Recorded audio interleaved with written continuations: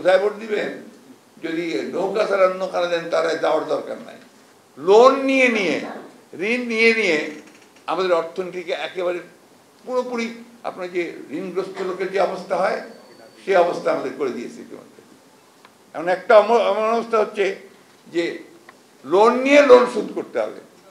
আপনার যে এনজিওগুলোতে যে ব্যাপার আছে না, আপনার অভিযোগ আছে যে গ্রামীণ ব্যাংক সম্পর্কে এই ধরনের বর্ণদের সম্পর্কে অভিযোগ আছে যে মেয়েরা যখন পারছে না, মহিলারা তখন করে একটা এনজিও থেকে আরেকটা লোন নেয়, এটা নিয়ে এটা শোধ করে দিয়ে আবার ওটা শোধ করে।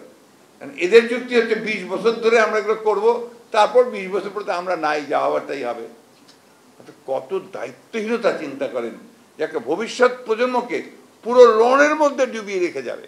এখনই ইতিমধ্যে আপনার সেই লোনের পরিমাণ দাঁড়িয়েছে আপনার মাথা পিছু 1,55,000 টাকা। 1,55,000 টাকা মাথা পিছু লোন করছে। আপনারা এখন বলেন এমন এমন সমস্ত প্রজেক্ট করছে, তার মধ্যে একটা প্রজেক্ট আছে রূপপুর পারমাণবিক প্রজেক্ট, কোনোদিনই শেষ হবে না। আর আমাদের ওর লোনের ইন্টারেস্ট শোধ করতে করতে আমরা শেষ হয়ে যাব। সবচেয়ে বেশি ইন্টারেস্ট রেট সেখানে। আপনার মেগা প্রজেক্টগুলো চায়না থেকে আনছে, সমস্ত সাপ্লায়ার্স ক্রেডিটে সমস্ত আপনার বাইরে থেকে যত আনছে সমস্ত ওইভাবে ক্রেডিট নিয়ে আসছে, সমস্ত আমাদেরকে ঋণগ্রস্ত করছে। হ্যাঁ, সব এলিভেটেড এক্সপ্রেসওয়ে। এরপর আবার বিদ্যুৎ, আদানি সাহেবের কাছ থেকে আপনার বিদ্যুৎ নিয়েছে ভারতের কাছ থেকে। এর যে টার্মস অ্যান্ড কন্ডিশনস, কোনো সুস্থ মানুষ এগুলো করতে পারে, কোনো এতটুকু দেশপ্রেমিক মানুষ সরকার এই কাজগুলো করতে পারে এটা চিন্তাই করা যায় না। এতটুকু দায়িত্ববোধ যদি থাকতো তাহলে এই কাজগুলো তারা করতো না। এটা সেই জন্যই আমরা বলি, আমি সবসময় বলে আসছি, এটা কি তারা তো আপনার এই দেশের মানুষ না, তারা বর্গী, তারা লুট করে নিয়ে চলে যায় এবং পাচার করে দেয়, তারপরে সময় মতো যখন থেকে যার ক্ষমতা থাকার সম্ভাবনা কম তো পালায়, তাই না? এখন ভাই এই দেশটাকে রক্ষা করতে হলে এই জিয়া রহমান ছাড়া কোনো বিকল্প নাই। জিয়া রহমানকে বোঝেন, জিয়া রহমানকে জানেন, এবং তিনি যেভাবে উঠে দাঁড়িয়েছেন সমস্ত প্রতিকূলতার মধ্যে মাথা উঁচু করে, সেভাবে মাথা উঁচু করে দাঁড়ান।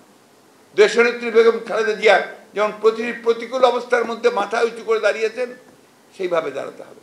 আমাদের তারেক রহমান সাহেব যেভাবে মাথা উঁচু করে বিদেশ থেকে আমাদেরকে আপনার নেতৃত্ব দিচ্ছেন, সেইভাবে মাথা উঁচু করে দাঁড়াতে হবে। আমরা তো মার খাচ্ছি, জেলে যাচ্ছি, মারা যাচ্ছি, তাই না? তো সবাই মিলে একসাথে জোরে সরে সেটাকে একটা জায়গায় নিয়ে যাই যেখানে আমরা প্রতিরোধটা গড়ে তুলতে পারবো। আমরা তো অন্যায় কিছু চাচ্ছি না তাদের কাছ থেকে। আমরা একটা জিনিসই চাই যে ভাই আমাদেরকে একটা ভোটের ব্যবস্থা করো, একটা নিরপেক্ষভাবে,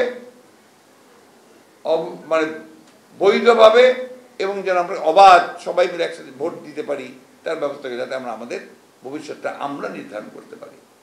শেষ করে দিয়েছে আপনার নির্বাচন কমিশনটাকে।